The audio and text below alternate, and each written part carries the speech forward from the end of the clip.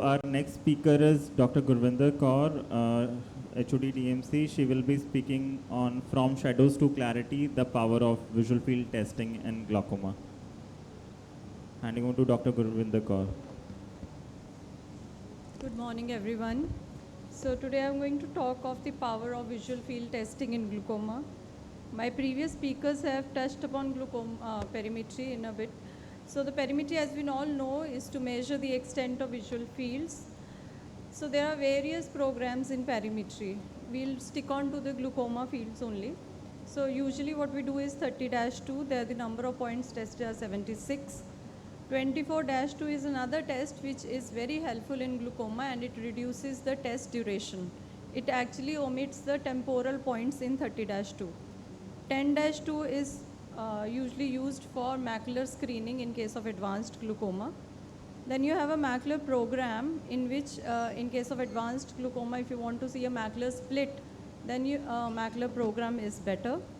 And as Sir said, there is one more new entity which is 24-2C, where the extra 10 macular points are added to 24-2 to look at the macular status. So now when there are so many programs, how do we decide which program you should be doing? So if you have a patient of glaucoma suspect, go for 30-2.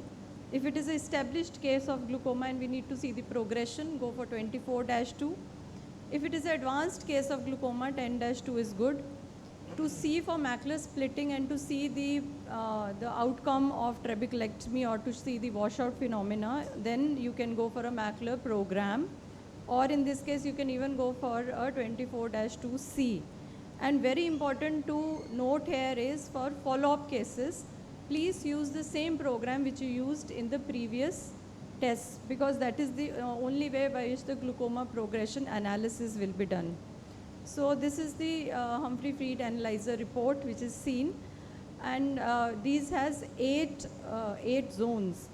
So zone 1 is very important. It has the patient data to see, to correlate. You should know that the patient is the same, the age is there, the eye is the same, and the program is the same. Then we have zone 2, which has a reliability indices. On the left hand side you have the fixation losses. If fixation losses are more than 20%, or false negative and positive are more than 33%, they are usually flagged and the test becomes slightly unreliable. So then we have the third zone, which is the raw data, and its pictorial representation is the grayscale, which is the zone 4. These are usually not looked at too frequently in a visual field charting. What is more important is zone 5 and 6, which has the total deviation plot and the pattern deviation plot. So the total deviation plot compares the patient's data with the normative age-related data, and it also has the p-values. So darker is the spot, more chances of the abnormality are there. Then you have zone 6, which is the pattern deviation plot. This is even more important in glaucoma. So the main function of this is to expose the localized defects that may be masked by either a generalized depression because of the media opacities or a elevation of the hill of the vision. So if in this case you see the total deviation plot is showing more defects, whereas the pattern deviation is showing less defects, which are more likely to be glaucomatous. The more defects on the total deviation may be because of the media opacities, corneal opacity, or cataract. So next is a glaucoma hemifield test, very important point of Anderson criteria. So we need to know whether the glaucoma GHT is outside normal limits or there is borderline or within normal limits. Then this is very important, zone 8 is the global indices. So this has mean deviation, pattern standard deviation, and as Sir said, the VFI, the visual field index. So as we all know, there is an arcuate arrangement of nerve fiber layer in the retina, and so are the defects. So when the glaucoma affects these arcuates, we have arcuate defects on the perimetry.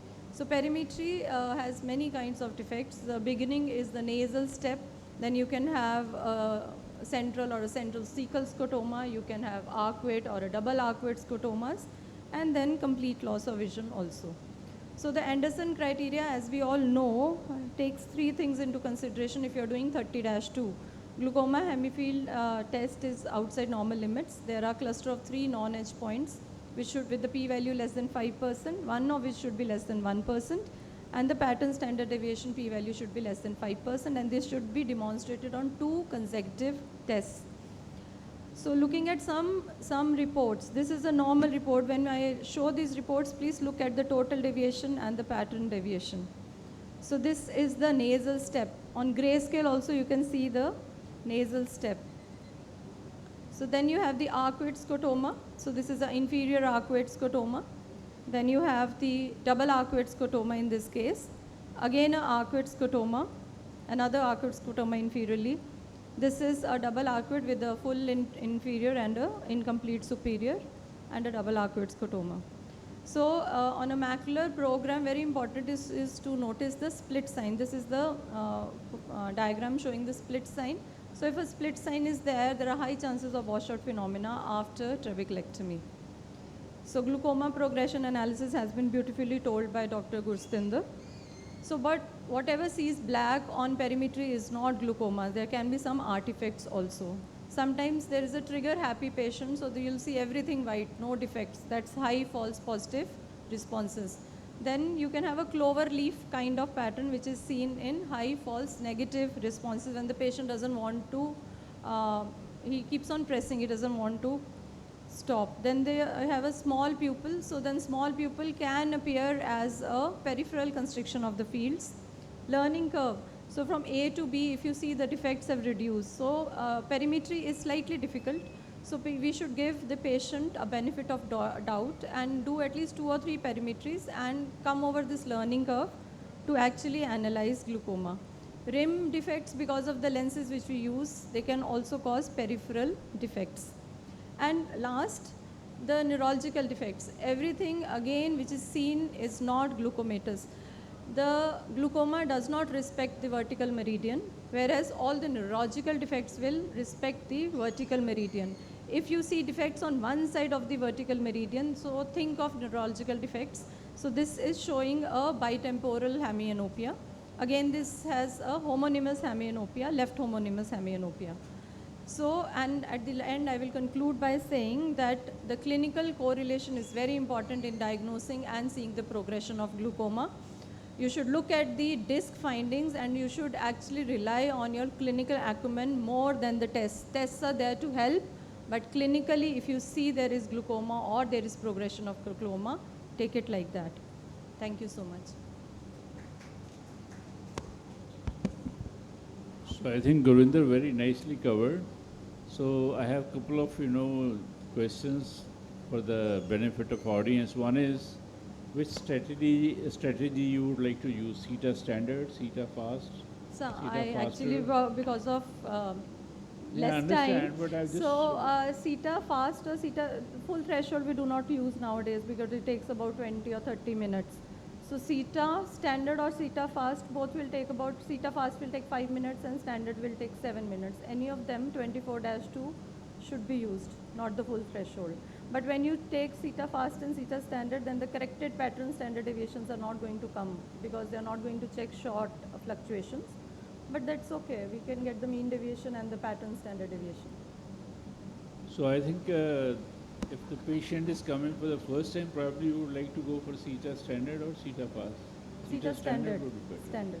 And if he gets conversant with that test, then you can of course go to CETA fast. Other thing is that she talked about Anderson and Patella's criteria. So you take 3 non-edge points, but in 24-2, Yes, yes. there is no non-edge Non-edge point, point, remember that- this. yeah, because correct. we have taken out all the Correct, edge because that I points in told, that. that's only for 30-2. Because in 24-2, in any case, we have taken out the edge points. So we are just, Other thing is that she's very rightly pointed out that never comment on a field sent by a colleague just for the interpretation. The reason is that patient may be having something on the fundus, he may have some lesion in the fundus or macular area, and other thing I want to stress is that, which I said already in my talk also, that whenever you have a little doubt, always go for 10-2 field in addition to 24-2.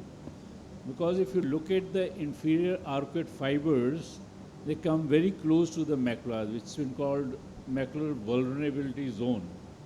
So whenever there is an inferior notch is there, the chances of central field defects is very high, because the upper arcuate fibers go around the macular area, but lower ones come very close to the macular area, and that is why I have seen that most of normal tendency patients, they develop inferior notch, and they develop dense central scotomas. So anything else you want to say, Gaurav? And one thing I would like to ask, ma'am, how frequently would you go for the visual fields in advanced cases? Advanced cases for visual field analysis, maybe you can go for 3 or 4 monthly 3 evaluation. or 4 monthly you're going? Yes. Because as sir pointed out, OCT is not going to show you much changes. So visual field defects have to be seen. Yes, ma'am. And every time you're going for 10-2? Yes. Okay. Thank you, ma'am. Nowadays the newer ones have the 24-2C also. C, That's C very also. helpful. Thank you. Thank you, ma'am. Thank you. But Ma'am- 24-2 is as yet being used more as a screening test, because there are no, database is not very strong with 24-2. 24-2. This is more of a screening test as of now.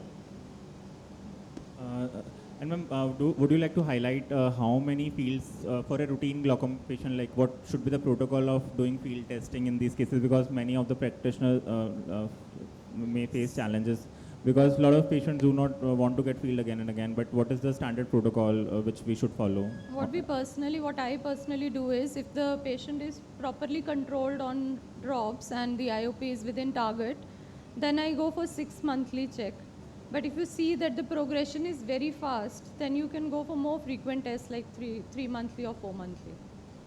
Doing less than 6 months in a controlled is not required. Very well pointed out. And one thing I wanted to highlight, that first 2 to 3 fields should be done in 30 days to 60 days, so that patient develops The learning curve is gone. And once the patient learns the test, then we can follow the same protocol. Thank you so And much. I actually suggest everybody should do visual field analysis. Majority of us are above 40. एक तो हमारा screening हो जाएगा, and you'll actually know how difficult it is. Thank you so much, Dr. Govinder, for